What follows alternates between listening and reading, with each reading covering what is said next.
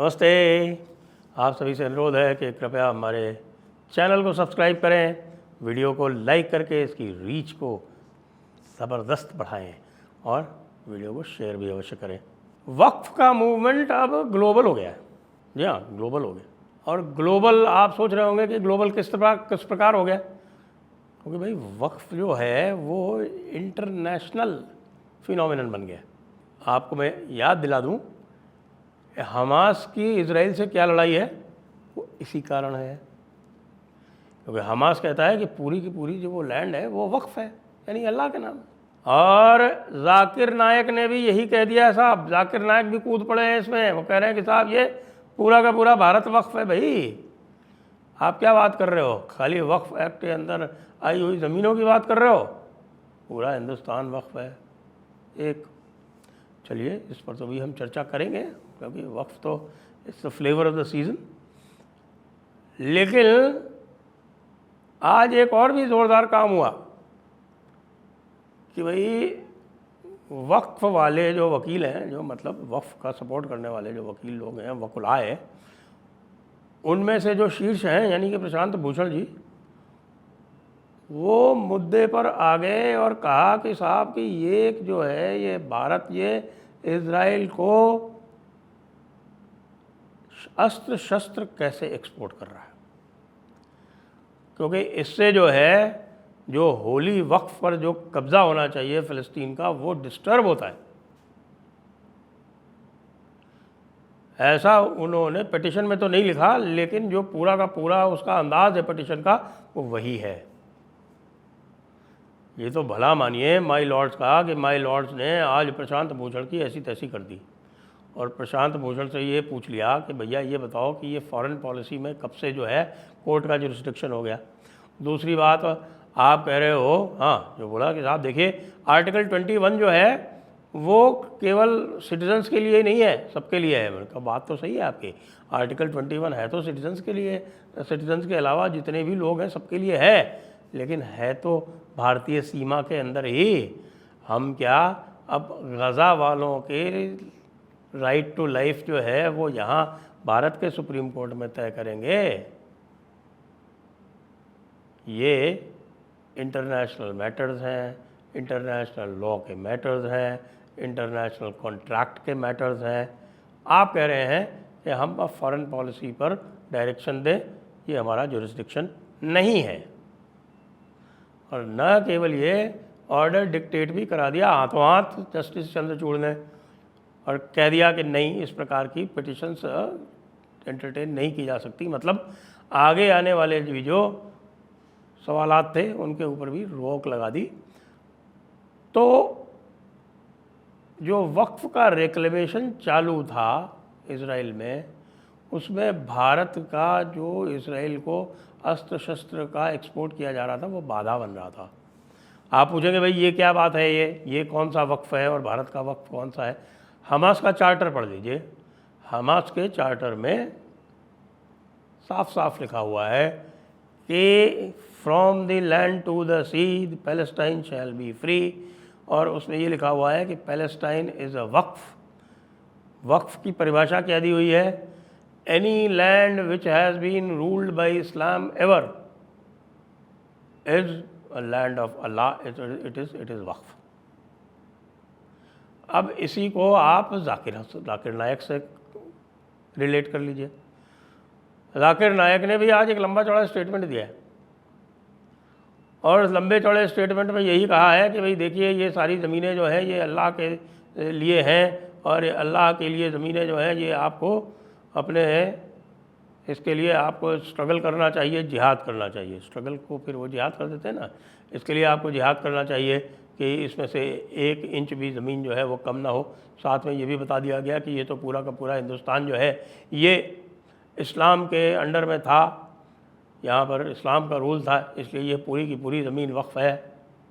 इसको आपको हासिल करना है, इसके ऊपर आपको नाफिज होना है, इसके ऊपर आपको गालिब होना है।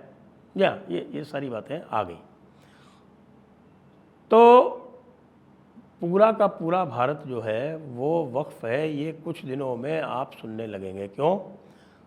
क्योंकि यदि आपने थिएट्रिक्स देखे हों हज़रत ओवैसी के, तो वो इसी तरह की बातें कर रहे हैं कि वक्फ तो अल्लाह के नाम पर होता है और वक्फ अल्लाह का है, तो तुम क्या अपने अल्लाह के लिए इतना भी नहीं कर पाओगे कि इन ज़मीनों को तुम बचा सको।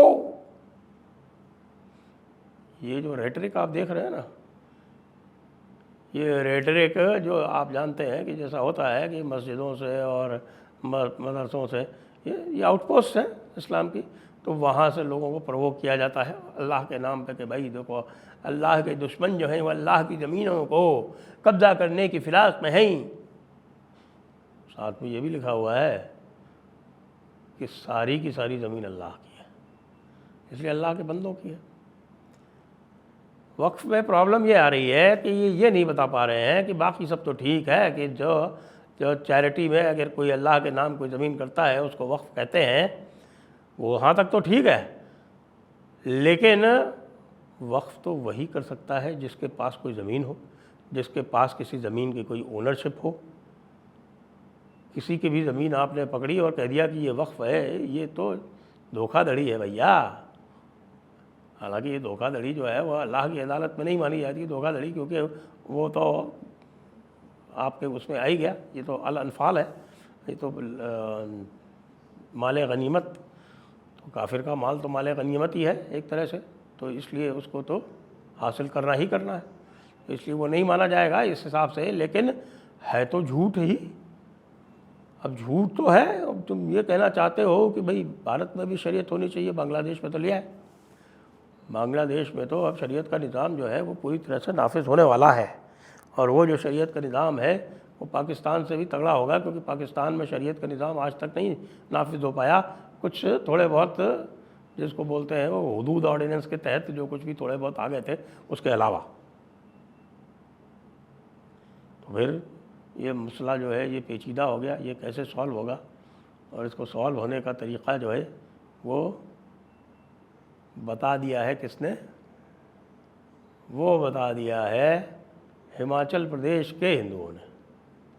आप देखिए हिमाचल प्रदेश में एक वक्फ के नाम पर एक मस्जिद बना डाली शिमला में, संजौली में, जो कि वहाँ पर 2 स्टोरी से ज़्यादा की अनुमति नहीं है। ऐसे क्षेत्र में 5 स्टोरी की मस्जिद बना डाली, और जब उसके ऊपर हिंदुओं ने वहाँ पर आंदोलन किया और प्रदर्शन किया तो राहुल गांधी का फ़ोन आ जाता है, और राहुल गांधी के फ़ोन आने से पहले कांग्रेस के 2 मंत्री विधानसभा में खड़े होकर कह चुके थे कि ये कोई वक्फ की लैंड होने से इसको जो है वो इलीगल बिल्डिंग बनाने का अधिकार नहीं मिल जाता।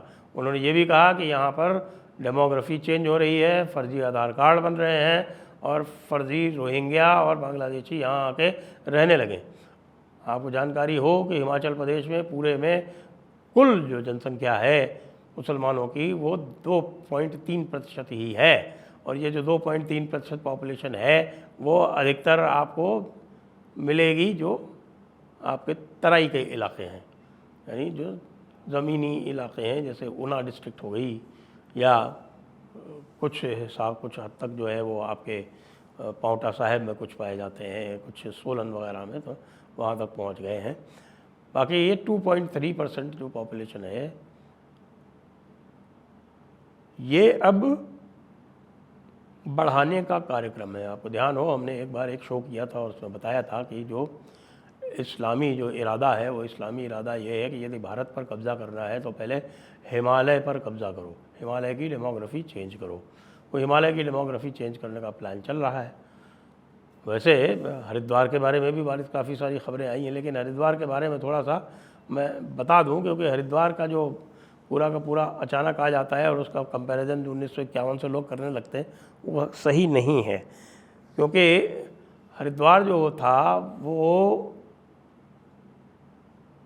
एक ज़माने में हरिद्वार अकेला देहरादून का पार्ट हुआ करता था, लेकिन हरिद्वार का जो और भाग है जैसे मंगलौर है या रुड़की है, ये सब सहारनपुर डिस्ट्रिक्ट में हुआ करते थे।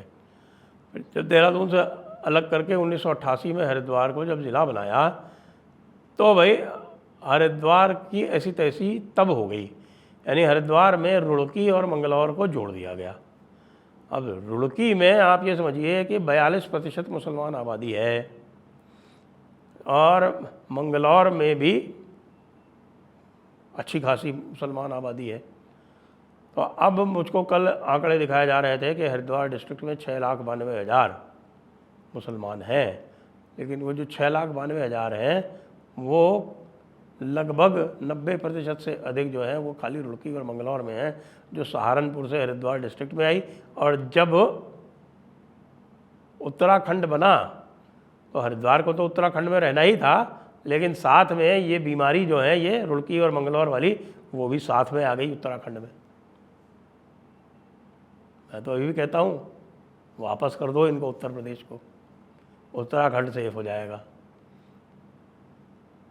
नहीं तो ये भी सारा का सारा जो है वक्फ का हो जाएगा, क्योंकि ये रुड़की और इसमें जो है वो सारे के सारे यहाँ पर जो है वो पुराना जो सुन्नी सेंट्रल वक्फ बोर्ड है उत्तर प्रदेश का, वो उसकी बहुत सारी प्रॉपर्टी यहाँ बना रखी है इन लोगों ने।